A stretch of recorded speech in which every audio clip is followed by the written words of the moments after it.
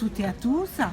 Si j'ai souhaité m'adresser à vous ce soir, c'est pour vous faire savoir ce que je ne souhaite de mieux pour 2020. Mon vœu le plus cher pour les Argenteuillaises et les Argenteuillais, c'est qu'ils choisissent cette année, le 15 et le 22 mars, des élus municipaux qui les représentent vraiment, des élus intègres et sans tâche, des élus qui ne sont pas des éternels professionnels de la politique ou des nouveaux intéressés qui cherchent des places et qui sont prêts à toutes les combines, à toutes les trahisons. Il ne faut surtout pas de ces élus qui appartiennent à des partis qui, à tour de rôle, depuis 30 ans, ont voté toutes les lois qui détruisent les conquêtes et les droits de ceux qui vivent de leur travail. Bonjour. Il est convenu en cette période du 31 décembre, la veille du 1er janvier 2020, que tout le monde s'arrache pour souhaiter des vœux de bonne année à tout un chacun. Y compris bien sûr ceux et celles qui font tout le reste de l'année, voire tout le reste de toutes les années précédentes, leur possible pour pourrir l'année de chacun. Je veux dire par là qu'il y a des personnes qui sont en responsabilité politique depuis de trop nombreuses années et qui nous pourrissent régulièrement notre quotidien. Tout simplement parce qu'ils ont des responsabilités soit nationales, soit locales, soit les deux, parce que le cumul des mandats ils connaissent. Et les mêmes font en sorte que les inégalités sociales explosent. Les mêmes font en sorte que les discriminations à l'endroit des femmes parce qu'elles sont femmes, des femmes de familles monoparentales y compris, qui sont sans doute les plus grandes victimes de ces crises néolibérales, mais y compris de ceux et celles qui ont l'accent accroché au visage, de ceux et celles qui n'auraient pas la bonne couleur de peau ou qui auraient telle ou telle religion. Non, il nous faut des élus aux mains propres, des élus qui défendent nos droits, des élus dont la morale politique et personnelle est irréprochable. Il nous faut de nouvelles figures et des figures neuves et honnêtes. Nous disons que ces vœux, d'où qu'ils viennent, que ce soit de l'équipe Macron, de l'équipe Les Républicains, de l'équipe du Parti Socialiste, ce sont des vœux d'une totale hypocrisie. Nous, on s'en tiendra à une chose. Ce qu'on vous souhaite, ce sont des années de lutte pour nos dignités. Parce que nos dignités, elles ne se donnent pas, elles s'arrachent. Vivre avec dignité, c'est-à-dire vivre décemment avec un salaire qui ressemble à quelque chose.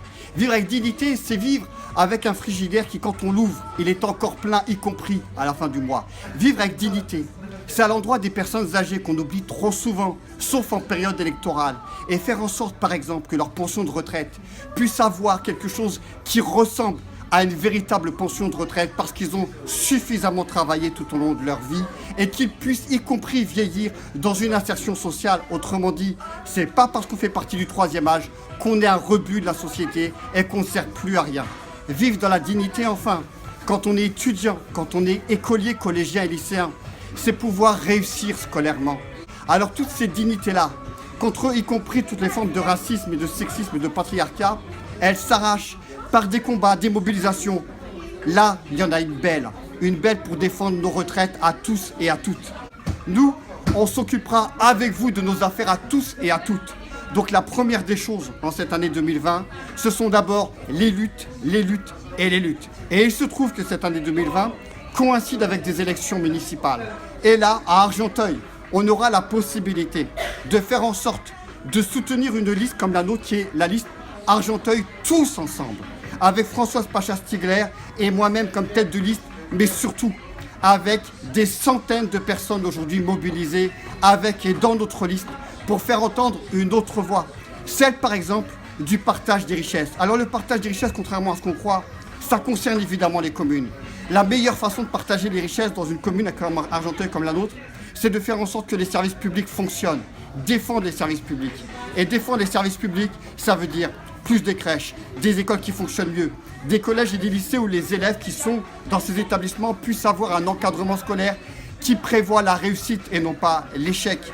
Faire en sorte que les centres de santé puissent avoir des plateaux radiologiques et ophtalmologiques qui fonctionnent. Faire en sorte que l'hôpital d'Argenteuil reste debout, en solidarité d'ailleurs avec tous les salariés. Ce que je souhaite le plus chèrement pour les Argenteuillaises et les Argenteuillais, c'est qu'ils choisissent des gens qui sont leurs semblables, qui sont proches d'eux, qui sont comme eux, qui connaissent les mêmes problèmes quotidiens qu'eux, des gens qui aiment et qui souffrent comme eux, des gens qui veulent chaque jour le bien commun et d'abord les plus humbles, des gens comme nous. Oui, Argenteuil tous ensemble, nous sommes de ces gens-là et ce sont ces gens-là qui seront sur notre liste.